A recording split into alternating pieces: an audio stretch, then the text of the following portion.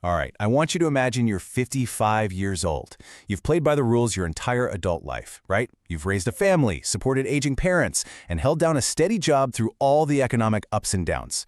But then you sit down, look at your bank accounts, and it hits you. Your retirement clock is rapidly running out, and you are nowhere near ready. Today, in this explainer, we're going to walk through the absolutely fascinating case study of a guy named William. He faced this exact, terrifying reality, and we're going to break down the precise blueprint he used to completely turn his financial panic into absolute precision. Okay, let's dive right into this. After 31 years of working hard and doing what he was supposed to do, this was William's reality. He had exactly $9,100 saved, and he wanted to retire in just 10 or 12 years. It's honestly a staggering number when you consider a literal lifetime of labor, and it immediately highlights the sheer stakes of his situation. He was totally convinced his financial story was already written and that a pretty tragic ending was just inevitable. This quote right here, it cuts straight to the heart of William's dilemma. He was caught in what is honestly probably the most dangerous illusion of the middle class, the belief that simply avoiding big risks and staying steady is somehow enough to guarantee a secure future. I mean, he wasn't poor, but he definitely wasn't secure. He had dodged disaster, sure, but he hadn't built wealth. That left him stuck in that incredibly uncomfortable middle ground where you just kind of assume things will probably be fine until you finally run the numbers and realize they absolutely aren't. It's the harsh, anesthesia-free truth that responsibility alone just isn't enough. The danger of being average. To actually fix his finances, William first had to completely rewire his mindset. You see, when you believe your future is already decided, you start behaving like a tenant of your own life. You just passively accept whatever rent the world charges you. You stop negotiating, you stop examining things, and, well, the decline begins. The real turnaround for William started the absolute second he shifted to an owner mindset. Think about it. An owner doesn't just blindly accept the rent. An owner inspects the property, asks the hard questions, and demands total control over their surroundings. Realizing you are the owner of your life, that's the very first spark of a financial turnaround. Talk about a tough love realization, but this is exactly what people over 50 need to hear. Are you finished at 55? Absolutely not. You still have plenty of time to build something deeply meaningful. But, and this is a big but, you are completely out of time for small leaks, carrying bad debt, or pretending that everything is perfectly fine. You literally cannot rely on a lucky market to rescue you from quiet, destructive habits anymore. Section 2. Stopping the financial bleeding. Now, you might be thinking William's first assignment to turn his life around was to go out and buy some hot stock or find a clever real estate deal. Nope, not at all. His very first assignment was achieving total, unfiltered financial visibility by performing what we call financial surgery. And I don't mean just glancing at a banking app on your phone. This was gathering a full 12 months of statements, credit cards, insurance, loans, the whole shebang. Why 12 months? Because 1 month of tracking lies to you. 12 months tells the absolute truth. You evaluate everything not by asking, hey, can I afford this monthly payment, but by asking, is this producing real value? It entirely removes your ability to lie to yourself. Now, what's really interesting about this list is what William actually found during his surgery. He found money just leaking out of his life through these financial weeds. We're talking old subscriptions, insurance policies he hadn't reviewed in years, a harmless little meal here, a quick convenience purchase there. Standing alone, none of these look fatal, right? But string them together across an entire year, they act as a massive, quiet tax on your future. It is absolutely crucial to clarify here that William's goal wasn't to suddenly become incredibly cheap or suffer these dramatic, painful sacrifices. Honestly, dramatic sacrifices rarely ever last. Cheap people often make terrible long-term decisions because they literally only look at the price tag. The goal here is precision. Precision means keeping the things that genuinely improve your quality of life, but ruthlessly stripping away the repeated stupidity and those autopilot expenses that offer zero actual value. And check out the result of that precision.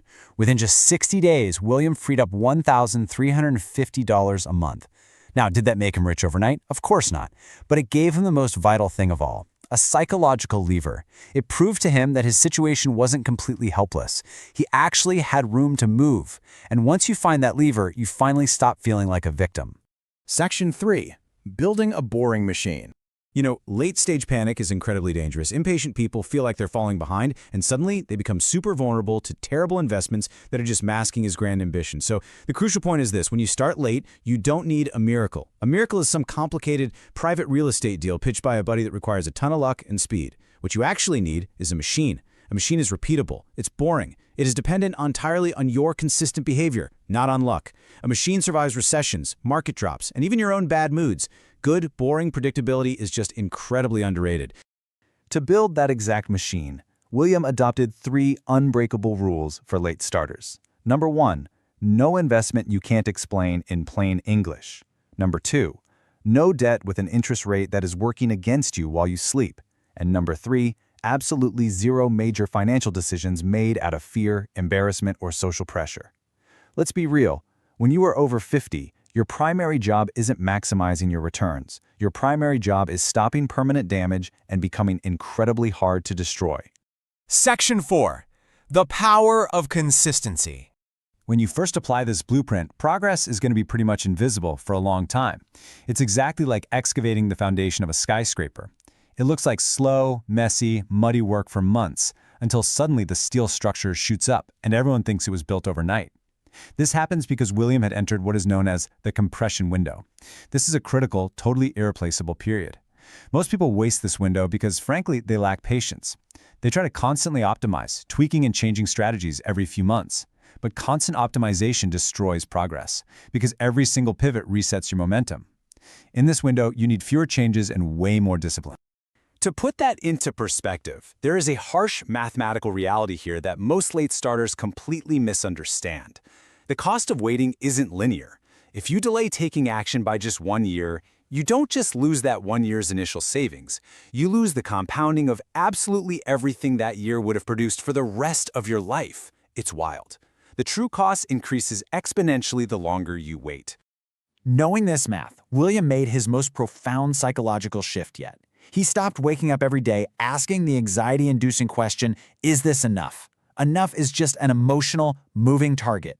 Instead, he started asking one simple, measurable, and totally controllable question. Am I consistent? Did I automate my savings today? Did I stick to the plan? That simple mental shift from pure anxiety to controllable action made his progress inevitable. Section 5. Leveraging your hidden value. And this brilliantly illustrates something else. After 50, trying to increase your income by simply working more hours, that's a losing game. You cannot outwork 25-year-olds forever. But you possess something vastly superior: decades of pattern recognition and judgment. Most people just treat this experience like a standard job history, a boring list of tasks they did for a specific boss. Well, William reframed his entire 30 years of manufacturing knowledge. He stopped selling it cheaply and started looking at it as a set of specific, expensive problems that he knew exactly how to fix for the market. So he reached out to smaller companies and offered them targeted, cost-saving operational solutions as a consultant. He validated his knowledge independently and created a really stable secondary income without even leaving his day job. Section 6. Designing your final destination.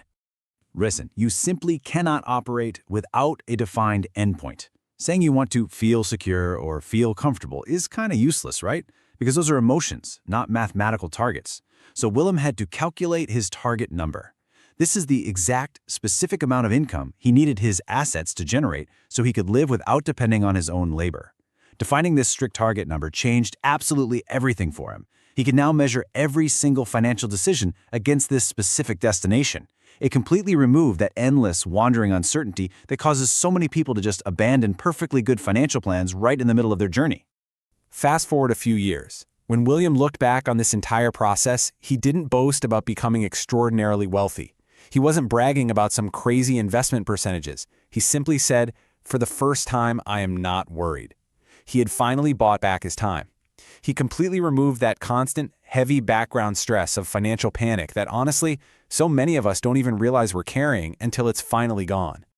So as we wrap up this explainer, I want to leave you with the exact same challenge that William faced. Look at your own life right now.